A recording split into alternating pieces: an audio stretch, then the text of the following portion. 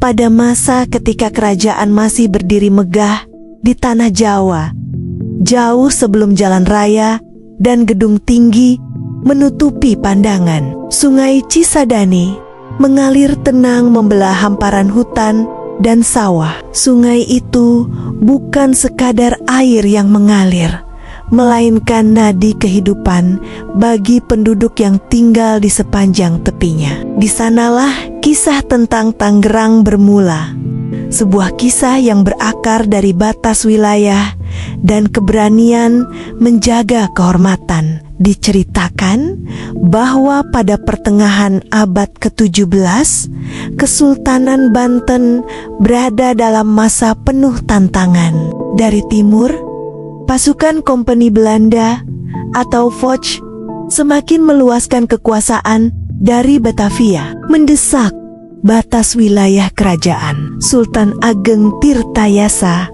penguasa Banten yang arif, mengutus putranya Pangeran Sugiri untuk menjaga perbatasan di tepi barat sungai Cisadane. Pangeran muda itu dikenal gagah, penuh wibawa, dan disegani rakyat. Ketika ia tiba di daerah yang kini disebut Grendeng, ia memerintahkan rakyat mendirikan sebuah tugu batu tinggi menjulang di tepi sungai. Tugu itu bukan hanya penanda wilayah, melainkan juga lambang keteguhan hati rakyat Banten. Mereka menyebutnya Tetengger, artinya tanda atau penanda.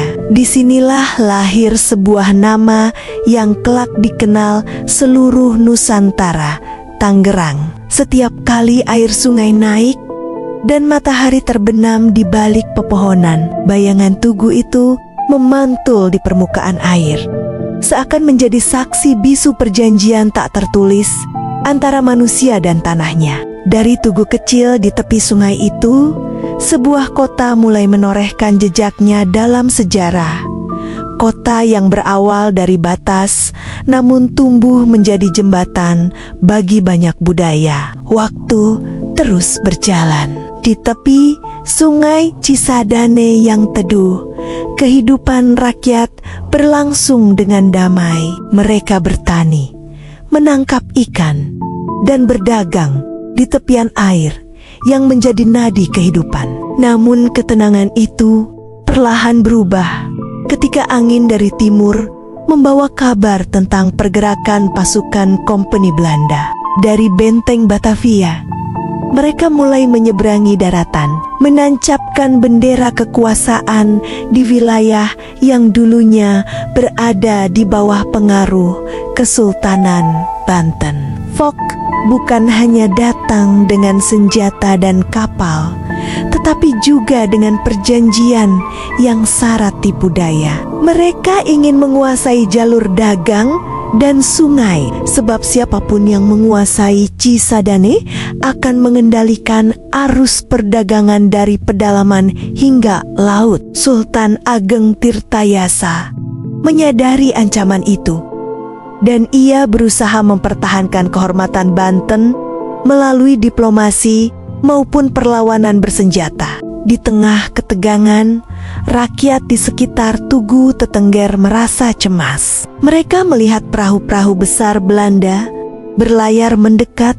sementara utusan dari Batavia datang membawa perintah untuk menentukan batas kekuasaan. Setelah perundingan panjang pada tahun 1684, dibuatlah perjanjian antara Foch dan Banten. Sungai Cisadane akhirnya dijadikan garis pemisah, di mana wilayah sebelah barat tetap menjadi milik Banten dan sebelah timur jatuh ke tangan Belanda. Sejak saat itu, tugu penanda yang dahulu menjadi lambang kebanggaan berubah makna. Ia kini menjadi saksi perpecahan dua dunia antara kekuasaan pribumi dan kolonial. Namun bagi rakyat kecil, tugu itu tetap dianggap suci. Setiap malam mereka menyalakan pelita di dekatnya, seakan berdoa agar batas yang memisahkan itu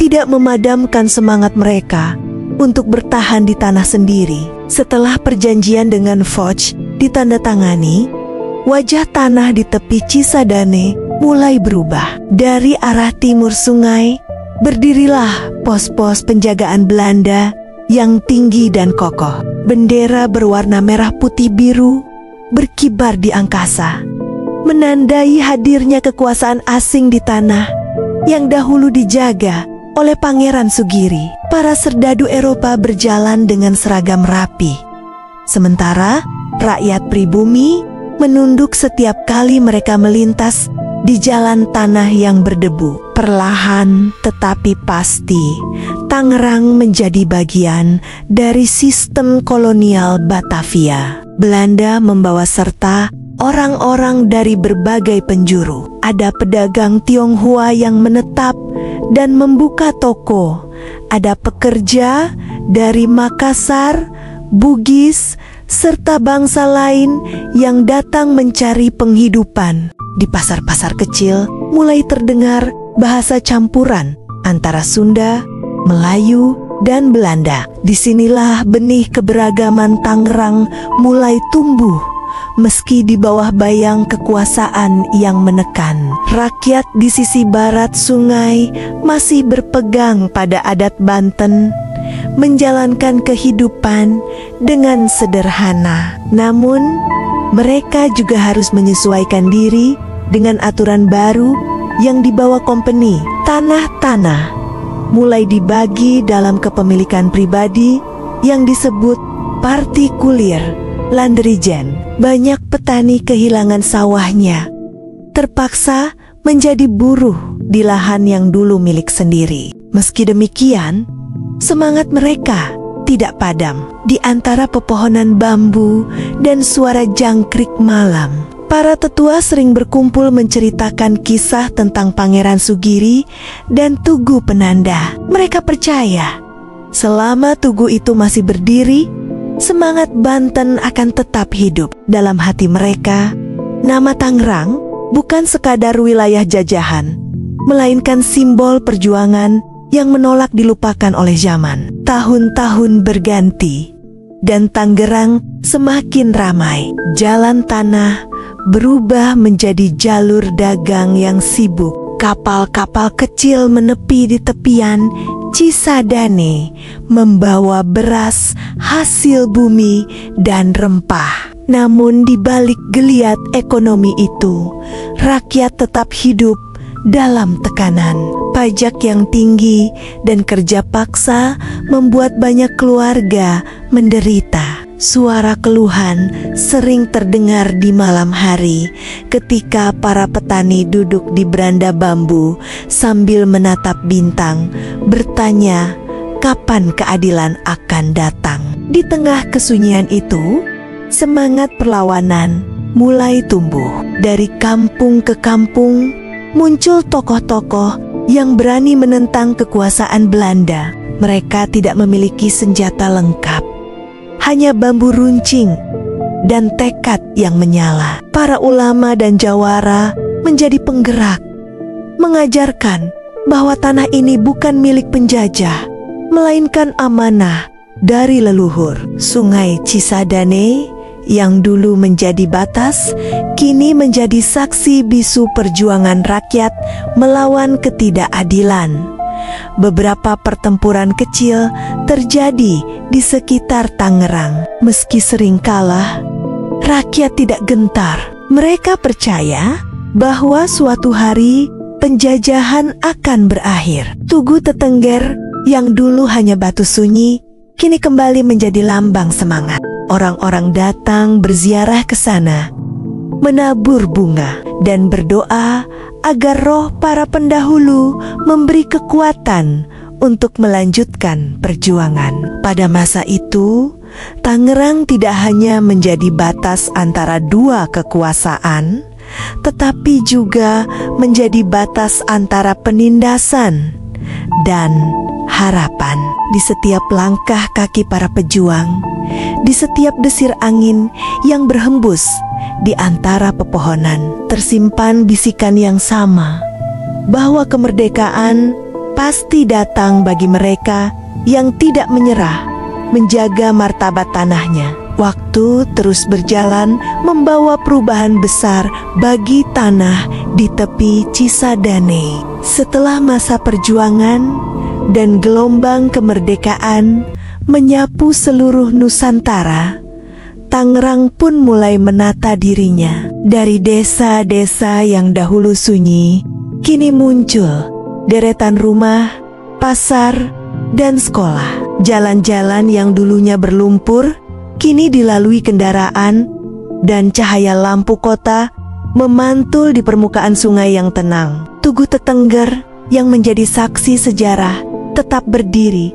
meski sebagian telah tertelan usia, namun maknanya tidak pernah hilang dari ingatan rakyat. Tangerang tumbuh menjadi kota yang sibuk dan penuh warna. Orang-orang dari berbagai daerah datang membawa harapan baru. Ada yang menjadi pedagang, pekerja pabrik, guru, dan pelajar. Mereka hidup berdampingan, membentuk harmoni yang mencerminkan wajah sejati Indonesia. Di pasar dan jalanan terdengar campuran bahasa Sunda, Betawi, Jawa, dan Melayu yang berpadu seperti irama kehidupan yang terus berputar. Dari masa lalu yang penuh perjuangan, Tangerang kini menjadi gerbang modern yang menghubungkan banyak kota dan budaya. Namun di balik kemajuan itu,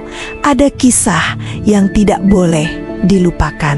Sungai Cisadane yang dulu menjadi garis batas, kini menjadi pengingat bahwa setiap kemajuan dibangun di atas sejarah panjang perjuangan dan pengorbanan. Setiap tetes air yang mengalir di sungai itu seakan membawa pesan dari masa lalu, bahwa kekuatan sejati bukan pada tembok atau senjata, melainkan pada semangat untuk menjaga kehormatan dan persatuan. Begitulah kisah lahirnya Tangerang, kota yang berawal dari sebuah tanda di tepi sungai, tumbuh melalui luka dan harapan, lalu berdiri tegak sebagai saksi bahwa semangat Nusantara tidak pernah padam, bahkan ketika zaman terus berubah.